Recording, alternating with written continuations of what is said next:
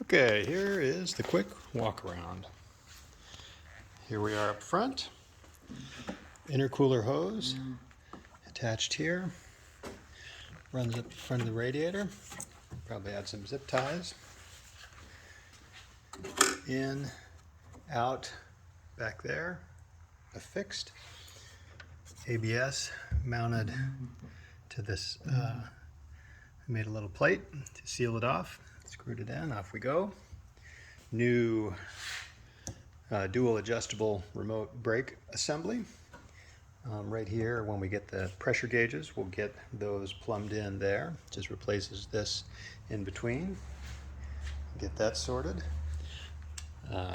Alan got the remote bias adjuster set up. It is right, that yellow knob right there. Let's see, what else we got up front?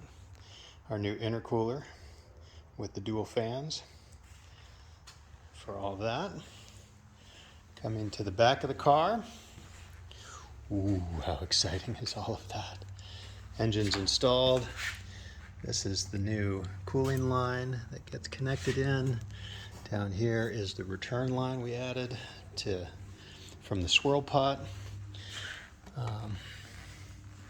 That is the oil cooler. Here's our oil cooler hoses. Custom fit, they go right on. Electrical system's all hooked up. Fuel rail and the new injectors are put in. E85 sensor, in case we decide we want to do that at some point. Let's see, obviously the blower, the magic, the new Bosch throttle body, welded on. It's a beautiful looking job. The intercooler is plumbed in down here. That pump down on the rail at the bottom is the intercooler circulation pump. This is the fuel line. I need one more straight fitting to go right there to finish that. And I need one more 180 to have this return line go from the bottom of the pressure regulator. Pressure regulator feeds from the swirl pot. The blue one here is the output of the swirl pot. That goes into the fuel rail, runs the injectors, comes back through the E85, and then back here, feeds into the input of the pressure regulator. Here's your fuel pressure sender at the bottom. The return from that comes off. It's going to go through that 180 back into the swirl pot. The swirl pot is fed by, this comes from the fuel tank, goes in here, and its return comes out here and runs along down underneath back into that other line. Got some electrics down there. The Honda ECU is going to go on the inside, just in there on the rail. Let's see. This is the coolant reservoir. There's your coolant in that comes from the radiator, comes down around there, goes up into this pot here.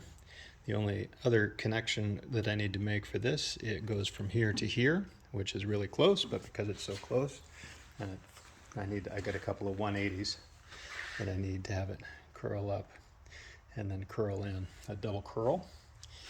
This is the reservoir for the intercooler, and you can see the connectors down here for, these obviously need their final installation for the air to water charge cooler under the blower. Our 3-bar map sensor goes there. Let's see, the rest of the electrical system is hooked up. This little fancy red gizmo is the thing that makes the shifter work properly. What else? Boy, that's it. So a bunch of brackets got made, a bunch of stuff got installed and routed, and we're off to the races. I put new seals in and cleaned up those because these little guys were leaking. So that one didn't go in exactly the way I wanted it to. So I'm not even sure what I'm going to do about it right now, but I'm just pretending it didn't happen like that. Yeah, so it's all coming together. The drive axles go on back here. The exhaust system goes on, the oil cooler goes on. That more or less takes care of the back. The exhaust is all sitting over there. There's the oil cooler stuff. Here's our fancy big ass Bosch throttle body. German engineering, so that's going to work. Our new Link ECU goes in there. Some electrics. I've got to mount this bad boy up and some of that wiring. And off we go.